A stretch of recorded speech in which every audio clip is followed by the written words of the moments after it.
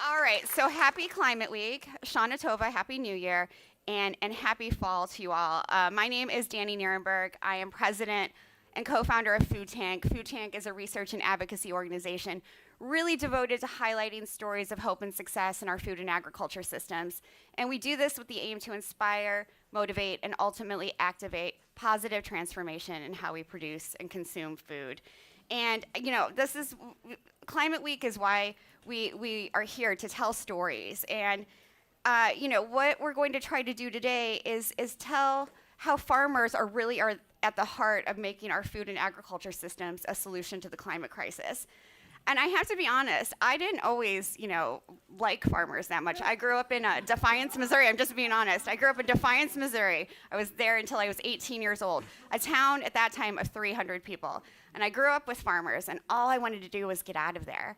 And, it took me a minute, but after being a Peace Corps volunteer in the Dominican Republic and going out with farmers and extension workers and learning from them and how they're stewarding the land, after working on farms in the United States and learning from the knowledge that American farmers have, and then spending really the rest of my career, I've traveled to 70 plus countries at this point, bad climate footprint, but I get to interview farmers and talk to them. I've spent hundreds of hours listening to farmers and learning from them, and that's been the greatest joy of my life. So I am so excited to be here today.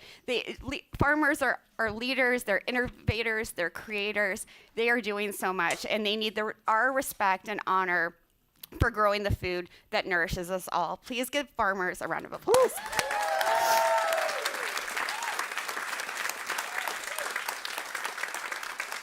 And farmers are facing some difficult challenges, especially the climate crisis. It's making their job more difficult. There are unpredictable weather events, more extreme weather events, floods, droughts, the whole thing. And at the same time, barriers to access to land and healthcare and paying off student loan debt are real challenges. So today, during these discussions today, we're going to talk about ways we can help farmers stay on the land and how we can grow that next generation of farmers.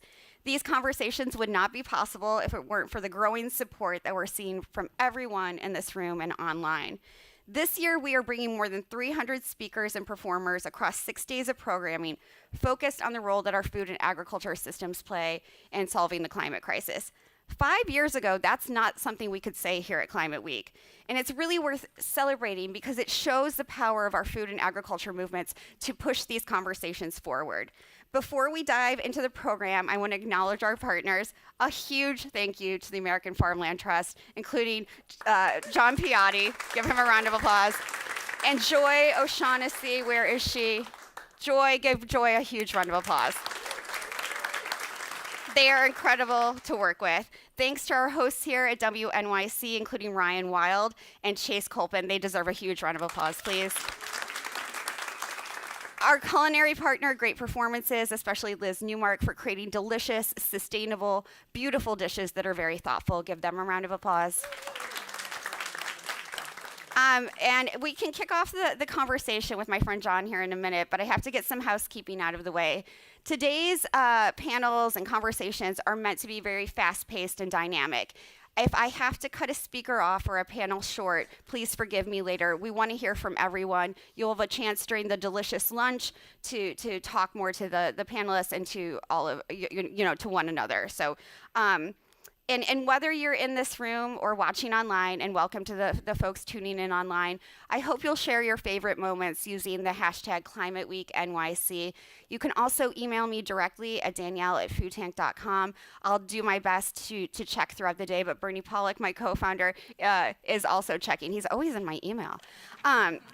So it is now my pleasure to introduce my friend, John Piotti, the CEO of American Farmland Trust. Give him another round of applause, please. John, it's been a year, hasn't it? Yes, it's been quite a year. The political landscape looks quite different than it did the last time we sat right here. And I'm wondering if you can talk about how you're seeing farmers and the organizations that support farmers pivoting and really creating new opportunities. Well, you're absolutely right. Well, first off, thank you again for making this possible. These are great events, and Food Tank does such a tremendous job. Thank So you. applaud your efforts. You're right. It's been a crazy year, and a year ago, no one could have really predicted what would have happened. And there have been challenges on so many fronts, right?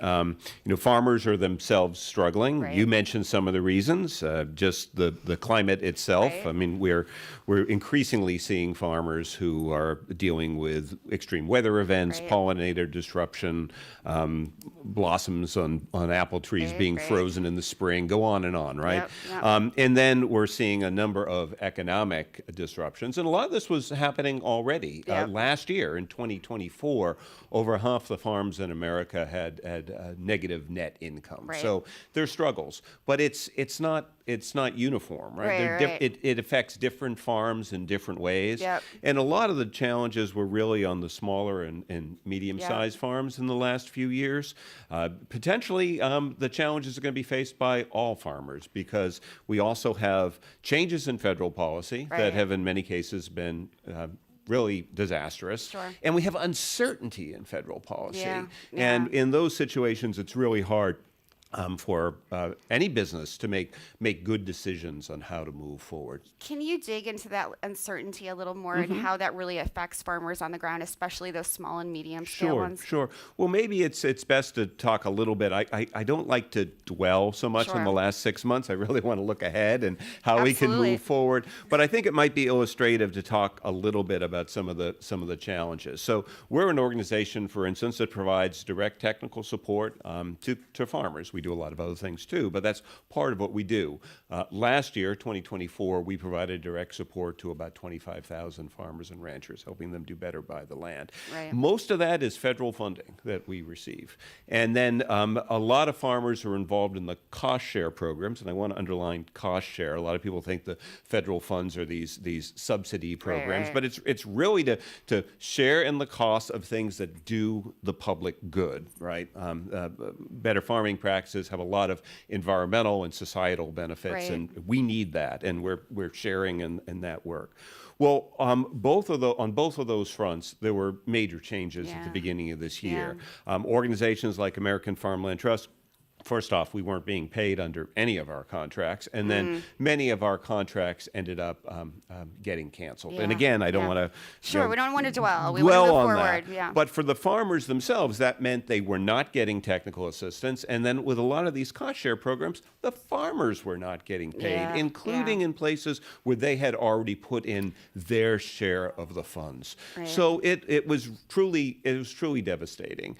And then over the last 6 months or so, as new things have come out and the like, cancellation of key programs. I mean, there are a lot of programs that farmers really rely on. I'm sure Jenny Moffett later today will talk about some of the programs with local institutional buying and things like that have now been cut out. Really a shame. So on multiple levels, technical assistance, market development, and the like, there's been changes in federal policy that have been very dangerous. Very dangerous. I want to pivot though, because you also see some opportunities, especially with bipartisan support for conservation. Do you want to talk about that? Yeah. Well, there is still, in my mind, and I'm an optimist about this stuff. I think we're ultimately going to get it right because we have to get it right, right? But there have been some really good signs, right? So a number of things have happened. First off, I really feel there's still common ground around many of these issues. And one example of that is what just happened in the big reconciliation bill. You can call it the big ugly bill or the big beautiful bill, depending on your perspective. I prefer one of those. Yes. But one thing that happened in that is sort of buried in the details. But as you know, there was a large amount of money for conservation programs that were embedded in the Inflation Reduction Act. And there was a movement, I'll talk about this a little later when I interview Congresswoman Pingree, because she played a big role in it, but trying to get those funds saved And even though they were IRA funds, such Biden-era funds, Sure. Democratic, a number of people worked really hard. And as a result, Republicans began to realize these are programs we've always supported. These are programs that help my constituents. And in the final analysis, the reconciliation bill ended up incorporating all of that unspent IRA money for conservation programs into the baseline of the Farm Bill. Yeah. Over $14 billion Amazing. for conservation agriculture. So that's an example of, even in these crazy times, there's still common sense, common ground opportunities. In the final minute and a half we have left, I want you to talk about state leadership, because states are stepping up. They're stepping up big time. I mean, 10, 15 years ago, states were the leaders on farmland protection programs. Some northeastern states had farm viability programs, but very few states dealt with conservation practices. They really deferred to the federal government for that. That has changed. Many states now have really strong soil health programs, and I think the states are going to be a huge player going forward. We have a panel on state stuff coming up. I'm sure they'll get into that. But between states and activities at the corporate level, more and more companies are stepping up. As I said, I'm an optimist. I really think we're going to get this right, because we have to get it right. We have to. And even though there are challenges, I'm going to say what I was going to say. I caught myself on it. What I was about to say is the reality that we have to get it right is ultimately going to trump these political realities of the time. And they are. They are. We're going to come out of this okay. It's just we're going to have to fight hard to get there. Yes, we have to fight hard. You have a little time left. Call to action for the folks who are here and listening. Well, I think the biggest change in the 35, 40 years I've worked with farmers, the biggest change is that more people in the public understand these issues now, thanks to organizations like Food Tank that have really elevated that learning. Use that. Talk to your elected representatives. They actually listen if they get enough calls, right? Get engaged locally. Support local farms. I mean, there are so many things that can be done. This is a time of opportunity. Thank you, John Piotti. He's my hero. Please give him a huge round of applause. Thank you. Thanks for partnering with us.